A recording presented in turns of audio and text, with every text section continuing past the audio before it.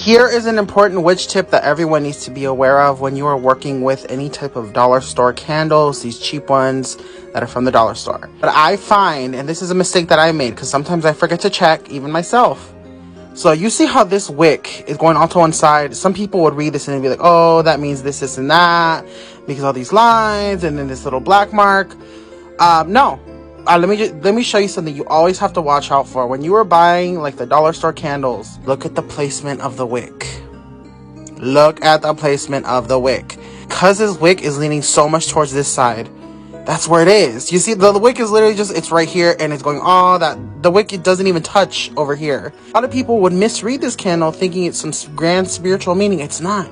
It's literally because this is a cheap candle and the wick was misplaced. The wick was just leaning towards one side. That's just what it is. That's what the tea is. It's not some sort of spiritual meaning because of this going on, because there's black over here.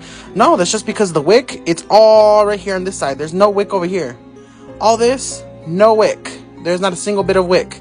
You can see that because look, it's not even centered, not even close to being centered. So make sure when you're buying these cheap dollar store candles, as much as I love them, make sure that they are centered. Now I have another one over here. She's centered.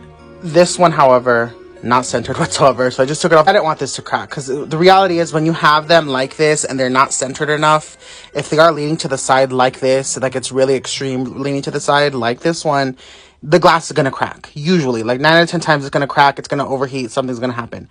So I strongly recommend check the bottoms of those candles when you buy them, especially those cheap ones, because these are the ones that I usually have the most issues with. Yes, they're cheap. They're really good to use, all that. But make sure you're checking the bottoms because sometimes even I forget. So, yeah.